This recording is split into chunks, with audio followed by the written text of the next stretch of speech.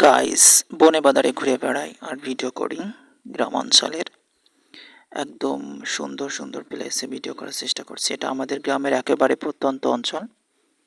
দেখতে পাচ্ছেন চারিদিকে জঙ্গলে ঘেরা এবং লিচু বাগান, কলা গাছ প্রভৃতি গাছ রয়েছে এখানে।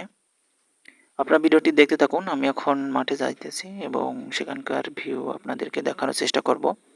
অসম্ভব মনোরম পরিবেশ এখানে। আপনাদের ইতিমধ্যে জেনে গেছেন যে আমার ভিডিওতে কী ধরনের কন্টেন্ট আপনারা পাচ্ছেন। অবশ্যই চ্যানেল এবং পেজের সঙ্গে থাকবেন। হোসেন থট সিটি এবং হোসেন থট সিটি দুটোতেই একই নামের পেজ এবং চ্যানেল। আপনারা অবশ্যই চ্যানেলের সঙ্গে থাকবেন এবং পেজের সঙ্গে থাকবেন এবং ভিডিওটি দেখতে থাকুন এবং সামনে অনেক নান্দনিক একটা প্লেস দেখতে পাবেন। এখন বর্ষার সিজন, যেখানে মাঠে প্রচুর পরিমাণে আবাদি জমি পড়ে আছে, অর্থাৎ ধান রোপণের জন্য।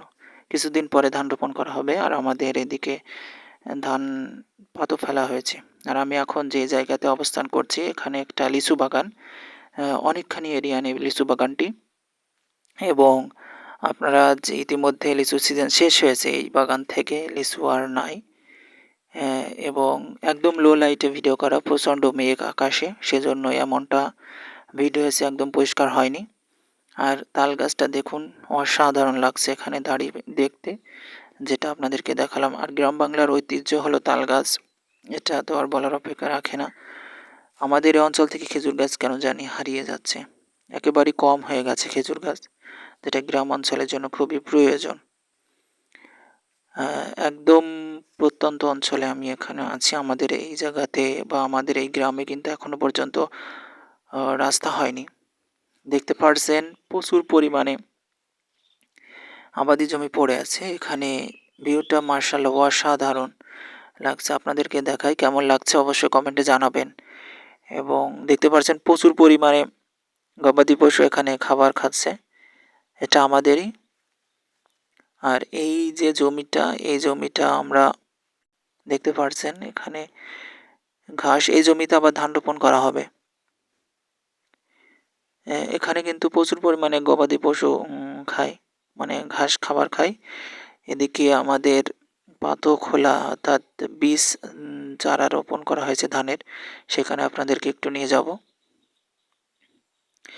মার্শাল্লাহ, এখানকার পরিবেশ অসাধারণ, একদম মনোমুগ্ধকর। একদম পড়ন্ত বিকালে গিয়েছিলাম, জাস্ট ওয়াও। দেখতে পাচ্ছেন চারিদিকে জঙ্গলে ঘেরা। আমরা যেখানে পাতো চারা রোপণ করেছি, অর্থাৎ ধানের চারা রোপণ করেছি, সেখানে চলে আসলাম।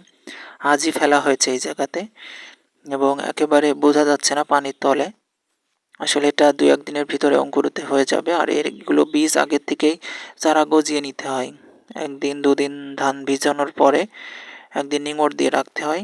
2 দিন মাথায় কিন্তু এখানে কল চলে আসে, অর্থাৎ ধানে কল চলে আসে। এই যে দেখতে পাচ্ছেন হালকা দেখা যাচ্ছে, এটা একদম আমাদের মাঠের মাঝে, অর্থাৎ এই অঞ্চলের নাম দোয়াল বলে, কারণ এটা একটু উঁচু জায়গা। আর এই উঁচু জায়গাতে শাকসবজি অনেক ভালো হয়। এই যে পাশে কচুর ক্ষেত, মুখী কচু, এটা খেতে খুবই সুস্বাদু। এদিকে আমার কাজিনদের ঘাসের জমি। আর এই যে এই ঘাসের ঝাড়টা দেখতে পাচ্ছেন, এই ঝাড়গুলো রাখা হয়েছে লাগানোর জন্য, এটা আমরা নেব। দেখতে পাচ্ছেন এটার কাটিংগুলো রোপণ করব। এখানে টোটালি 2টো ঝাড় দেখতে পাচ্ছেন। এই 2টো ঝাড়গুলো রাখা হয়েছিল এখানে কাণ্ডটা একটু শক্ত হওয়ার জন্য। এবং ভিডিওটি যারা দেখলেন তাদের অবশ্যই ধন্যবাদ এবং চ্যানেলটি সাবস্ক্রাইব করবেন যারা নতুন দেখছেন। এবং অবশ্যই ভিডিওটি একটি কমেন্ট করে যাবেন এবং আপনার মতামত জানাবেন। কী ধরনের কন্টেন্ট চান অবশ্যই কমেন্টে জানাবেন। একদম লো লাইট, আমি আবারও বলছি, সেজন্যই এতটা ঘোলাটে মার্কা ছবি হয়েছে। সবাই ভালো থাকবেন। আজ এ পর্যন্তই, দেখা হচ্ছে অন্য কোনো ভিডিওতে। ধন্যবাদ।